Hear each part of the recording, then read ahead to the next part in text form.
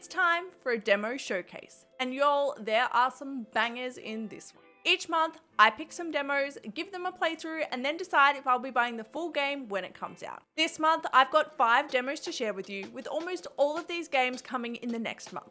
So grab a cup of coffee and get caffeinated, and let's jump into the first demo. If you like a game where your choices matter, Lil Guardsman is an upcoming game where you play as the guard on the gate, and it's up to you to decide who you let through. You'll be able to interrogate those wanting to gain passage, as well as use a bunch of interesting tools, or phone a friend to help determine what choice you will make. The game takes on a similar kind of style to games like Papers, Please or Contraband Police, but in a cute and funny kind of way.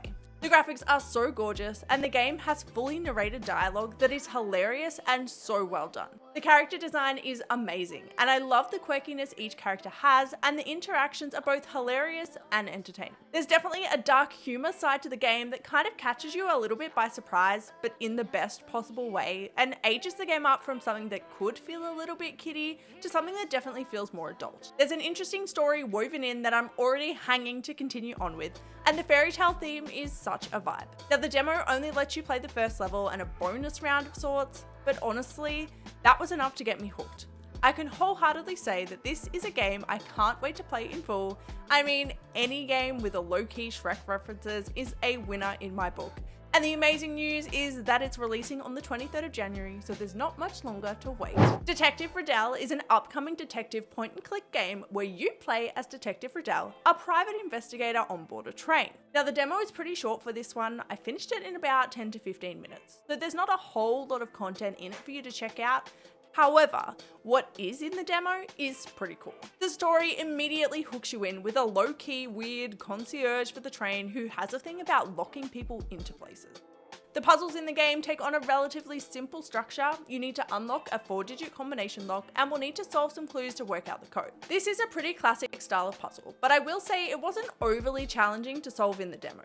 Given that it's the first few levels of the game, this does make a lot of sense, but I don't foresee the game being really overly challenging in its full version. The story does turn into a murder mystery, but before you can get started on solving the case, the demo ends.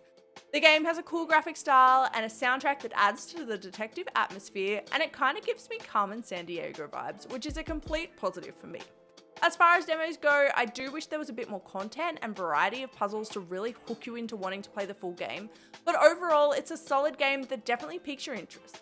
I can pretty confidently say I'll be checking out the full release of this game, as I'm a sucker for a good puzzle mystery game, so if you're the same and you love to get your detective hat on, this is probably a good pick for you.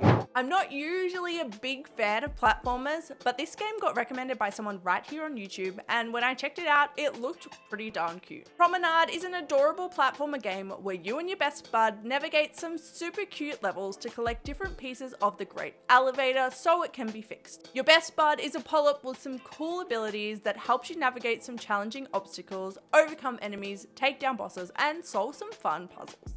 This is a 3D platformer that definitely pays homage to some of the classic platformers, but the cute style and world building makes it stand out, and it feels good to play. The demo for the game lets you play quite a decent amount of content, so you can definitely get a really good feel for the game and the different mechanics used, but the basics are similar to other 3D platformer games with jumping, duck and rolling, and using your friend to grab objects that you can throw or help you to jump higher. This is definitely a game that will satisfy the achievement hunter, with the journal being really great to let you track all the pieces you've collected, and overall it's just a fun game to play. This is definitely a game to check out if you love a good platformer challenge, and the full game of Promenade drops next month on February 23rd. Now, this is a game that I've had my eye on for a while, and I have been patiently waiting for it to release. So when I saw they dropped a demo, I knew I had to play it. Newstower is an upcoming editor sim where you get to play as the editor of a newspaper. You have to choose which stories to cover, which reporters you want to assign, and whether or not you want to print it. This demo did not disappoint. The only negative thing I can say about it is that it's capped, so you can't keep playing. The main game screen is a 2D type side scroller where you build all the necessary things you need to run your paper. Think reporters' desks, printing presses, and all of those cool things. What's cool about this game is that everything runs from the main screen. So rather than overloading the game with other screens that take extra time to load, it's all there for you and accessible via different windows. There's a bunch of different topics you can cover, including things like sports, politics, economy, and so on. And to be able to capture certain audiences, you have to make sure you're printing the stories they want to read. You'll also have run-ins with the local mafia, who your uncle had some shady dealings with, and you'll need to try and satisfy their special requirements to keep them off your back. You've got to keep your staff happy, making sure they're comfortable, fed, and have somewhere to relieve themselves. And you'll need to keep your shelves stocked with paper and food to keep your office running. Honestly, this is a demo that made me even more excited to play the full game. It's a great example of a demo done well, giving you a game that feels polished but is capped on content, acting as the perfect teaser. This game ticks a whole lot of boxes, and I 100% will be purchasing the full game when it comes to early access, which is only a month away on February 13th. In an upcoming cozy building sim, Summerhouse is a sandbox house builder game with a cute pixel art style that lets you build to your heart's content. The concept of the game is similar to games like Townscaper, in that you're free to build however and whatever you like, with the only limitation being the items available to build with. The demo is pretty limited, with only one map to build in, and there's not a huge range of building blocks and no color customization. However, this is a pretty early on demo, so I don't think it's a true representation of what the full game will look like. What is in the demo is a whole range of different types of things to build with, including walls, windows, doors, roofs, and of course decoration blocks. And you can place any block anywhere on the map, and there's no structural integrity element, giving you the ultimate building freedom. You can make apartments, houses, cafes, restaurants, clothing stores, and more, all with a cute beachy style, and there really is no limits to how to build.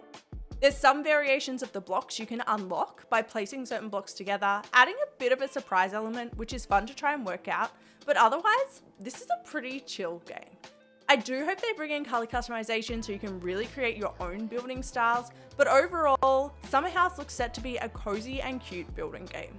It doesn't have a release date at this stage, but fingers crossed it'll be out sometime in 2024. That is a wrap on this month's demo showcase. If you made it this far, thank you for watching, and let me know if any of these games are on your wish list. Make sure to subscribe for more indie game content like reviews, playthroughs, recommendations, and more, and turn on that notification bell to get notified when I go live. Until next time, stay caffeinated.